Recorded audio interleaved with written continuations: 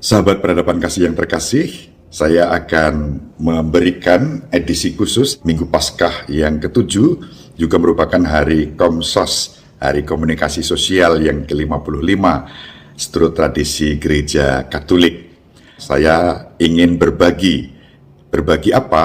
Pesan Bapak Suci Paus Fransiskus pada Hari Komunikasi Sosial Sedunia yang ke-55, tanggal 16 Mei tahun 2021.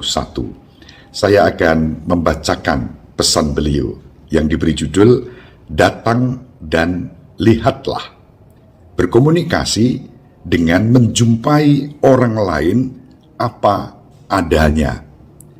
Kita semua dipanggil menjadi saksi kebenaran untuk pergi, melihat, dan berbagi. Saudara-saudari yang terkasih, undangan untuk datang dan melihat yang menyertai perjumpaan-perjumpaan awal yang menyentuh antara Yesus dan murid-muridnya merupakan metode setiap komunikasi manusiawi yang otentik. Kita perlu keluar dari sikap puas diri dan mengatakan kita sudah tahu untuk mengungkapkan kebenaran hidup yang menjadi sejarah. Bandingkan pesan Hari Komunikasi Sosial Sedunia ke-54 tertanggal 24 Januari 2020. Kita perlu bergerak, pergi, melihat sendiri, tinggal bersama orang-orang, mendengarkan kisah mereka, dan mengumpulkan pelbagai pendapat atas realita yang akan selalu mengejutkan kita dalam beberapa aspek. Buka mata Anda dengan takjub terhadap yang Anda lihat, dan biarkan tanganmu merasakan kesegaran dan vitalitas, sehingga ketika orang lain membaca apa yang Anda tulis, mereka akan menyentuh denyut kehidupan yang ajaib. Begitu nasihat Beato Manuel Lozano Garrido ketika menasihati rekan-rekannya sesama wartawan.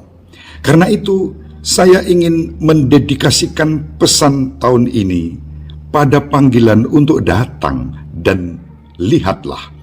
Pesan ini sebagai inspirasi bagi setiap bentuk komunikasi yang ingin makin jelas dan jujur dalam dunia jurnalistik, di internet, khotbah harian gereja, dan dalam politik atau komunikasi sosial. Datang dan lihatlah. Inilah cara iman Kristiani dikomunikasikan sejak pertemuan-pertemuan pertama di tepi sungai Yordan dan Danau Galilea. Menghabiskan sul sepatu, turun ke jalan. Mari kita renungkan persoalan besar dalam pemberitaan. Ada suara-suara yang sejak lama prihatin atas risiko digantikannya liputan investigatif yang original dalam surat kabar, siaran televisi, radio, dan website menjadi liputan berisi narasi tendensius. Pendekatan semakin kurang mampu menangkap kebenaran dari pelbagai hal dan kurang memahami kehidupan konkret banyak orang, apalagi mengerti fenomena sosial yang lebih serius atau gerakan positif di tingkat akar rumput. Krisis industri pemberitaan berisiko mengarahkan pemberitaan yang hanya dirancang di ruang redaksi, di depan komputer, di pusat-pusat berita, di jejaring sosial, tanpa pernah keluar ke jalan.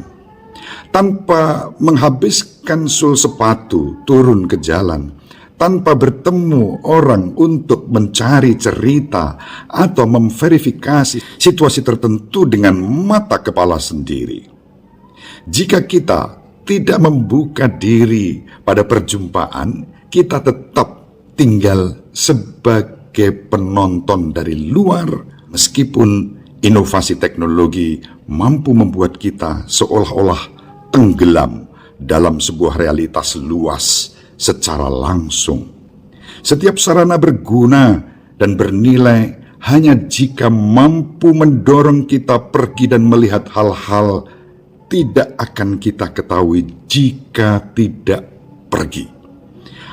Hanya jika mampu memasukkan pengetahuan atau berita di internet yang jika tidak, maka tidak akan tersebar, dan hanya jika memungkinkan terjadinya pertemuan.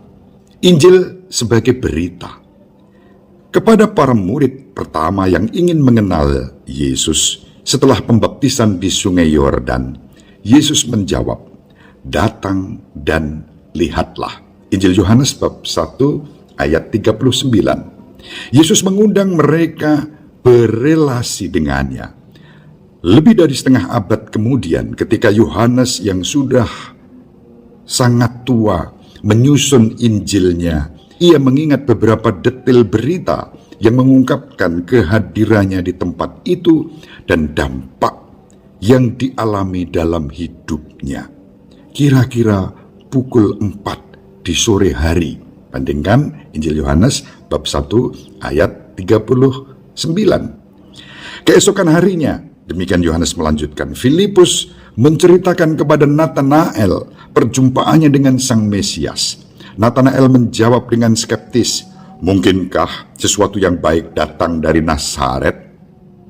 Filipus tidak berusaha meyakinkan dengan pelbagai alasan, tetapi ia menjawab, "Mari datang dan lihatlah." Injil Yohanes bab 1 ayat 45 sampai 46. Natanael pergi dan melihat, dan sejak saat itu hidupnya berubah. Begitulah iman Kristiani dimulai dan dikomunikasikan sebagai pengetahuan langsung, lahir dari pengalaman dan bukan dari desas-desus.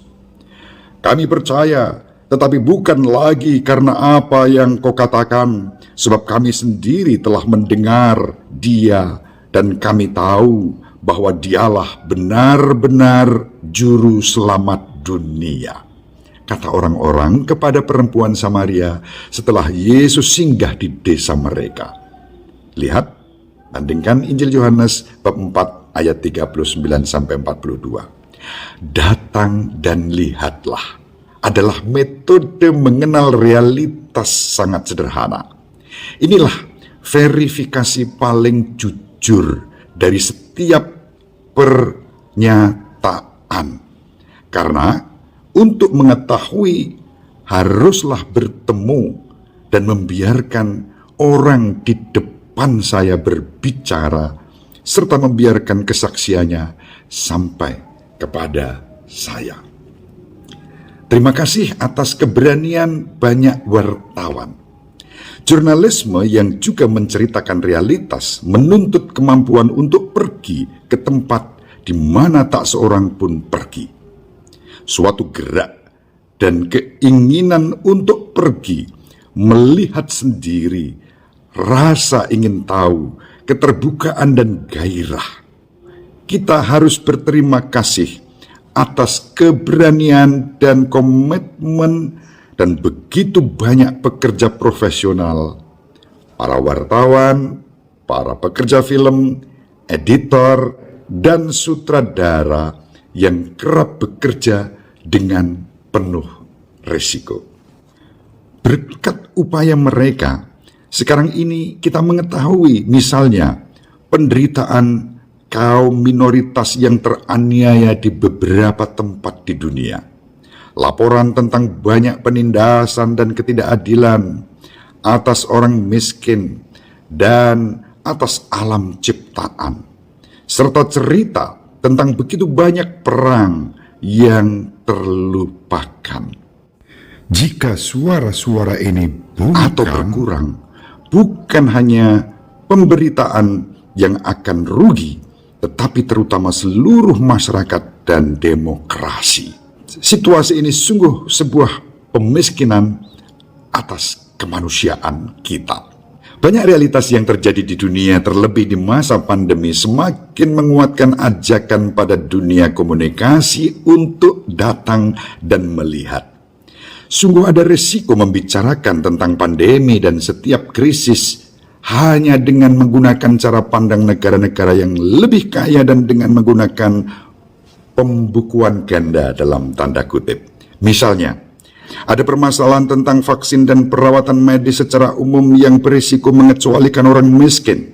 Siapa yang akan berbicara pada kita tentang penantian panjang orang-orang yang butuh kesembuhan di desa-desa di Asia, Amerika Latin, dan Afrika yang dilanda kemiskinan?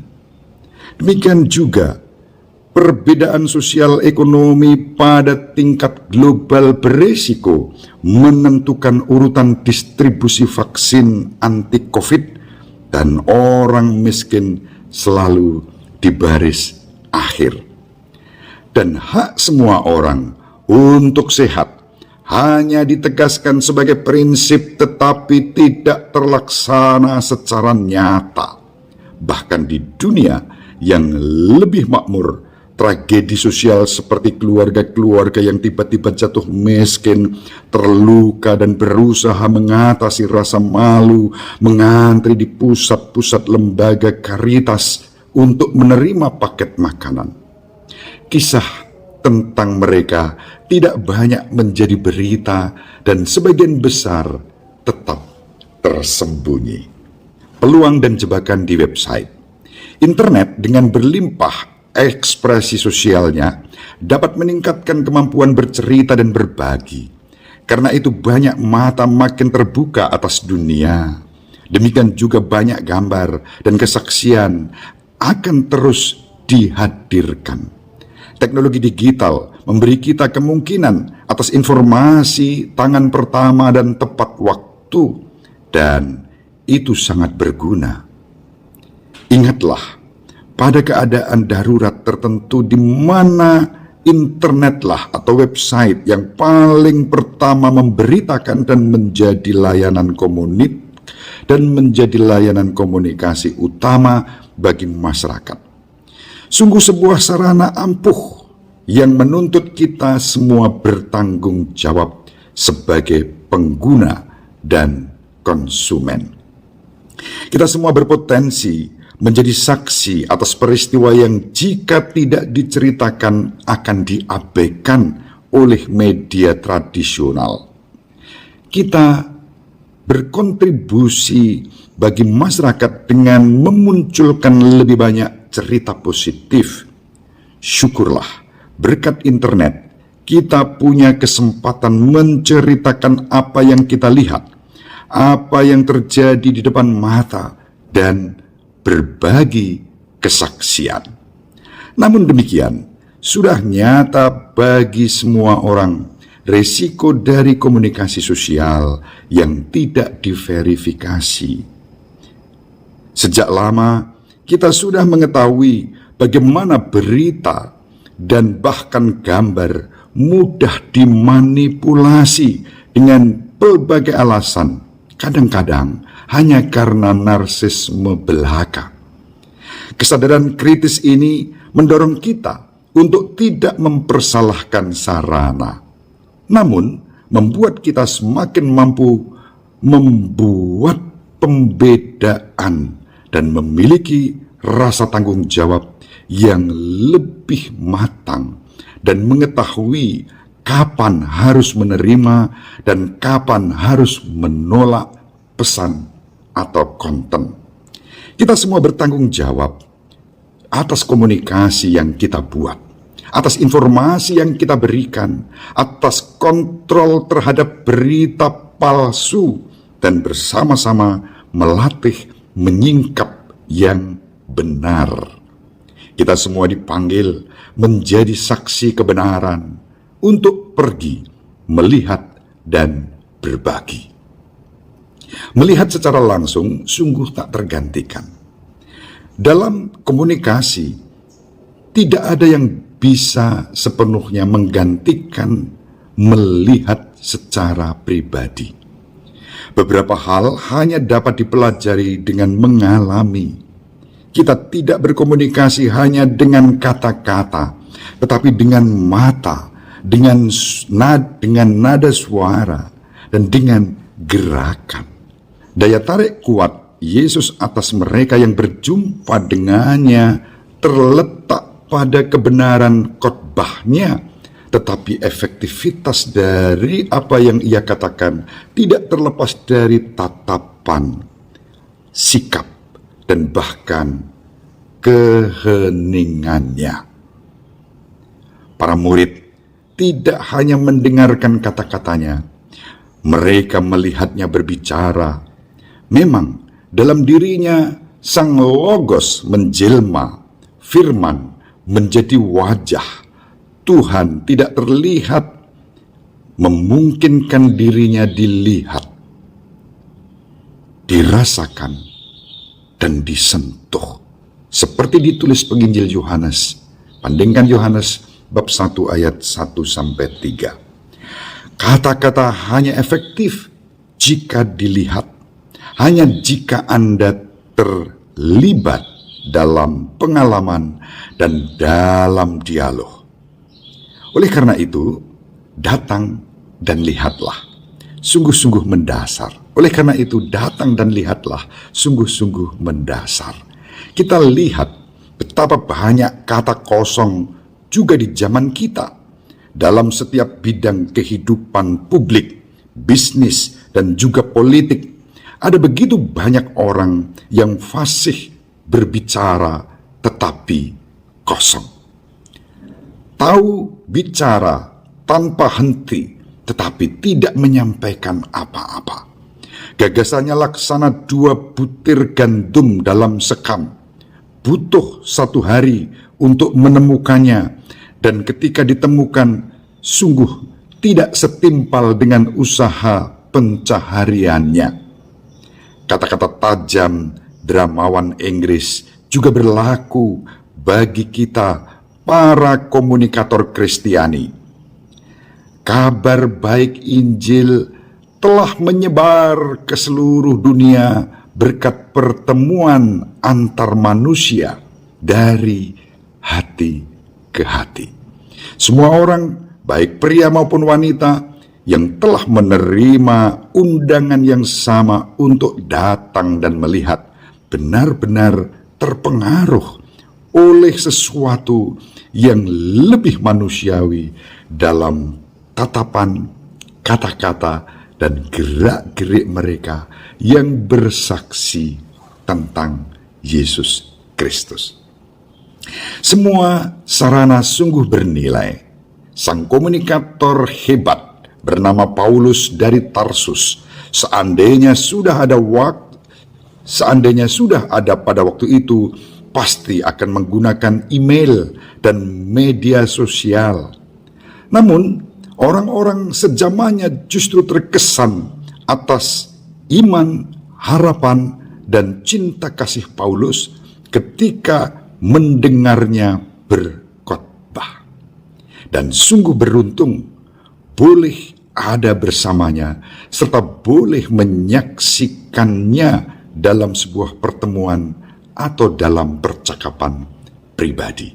Sambil melihat Paulus bertindak dimanapun ia berada, orang-orang sejamannya membuktikan sendiri betapa benar dan berbuah bagi kehidupan mereka pernyataan keselamatan yang dibawa sang utusan Tuhan.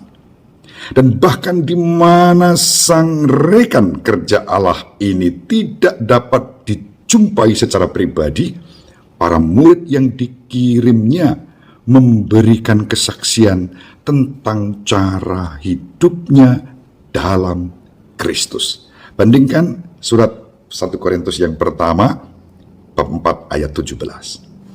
Kita memiliki buku di tangan, tetapi fakta ada di depan mata. Ungkapan ini dinyatakan Santo Agustinus ketika berbicara tentang pemenuhan nubuat yang ditemukan dalam kitab suci. Begitu juga Injil dihidupkan saat ini. Setiap kali kita menerima kesaksian menarik dari orang-orang yang hidupnya telah diubah oleh perjumpaan dengan Yesus. Dan rantai pertemuan yang mengkomunikasikan daya tarik petualangan Kristen ini sudah berlangsung lebih dari 2000 tahun. Maka tantangan yang menanti kita adalah berkomunikasi dengan menjumpai orang-orang dimanapun mereka berada dan sebagaimana adanya. Marilah berdoa. Tuhan, ajarilah kami untuk keluar dari diri kami sendiri dan pergi mencari kebenaran. Ajarilah kami untuk pergi dan melihat. Ajarilah kami untuk mendengarkan, untuk tidak menumbuhkan prasangka, untuk tidak menarik kesimpulan terburu-buru. Ajarilah kami untuk pergi ke tempat di mana tidak seorang pun ingin pergi, untuk mengambil waktu agar memahami, untuk memperhatikan hal-hal penting, untuk tidak terganggu oleh hal-hal yang tidak berguna, untuk membedakan penampilan menipu dari kebenaran. Berilah kami rahmat untuk mengenali tempat tinggalmu di dunia dan untuk mengatakan dengan jujur apa yang telah kami lihat.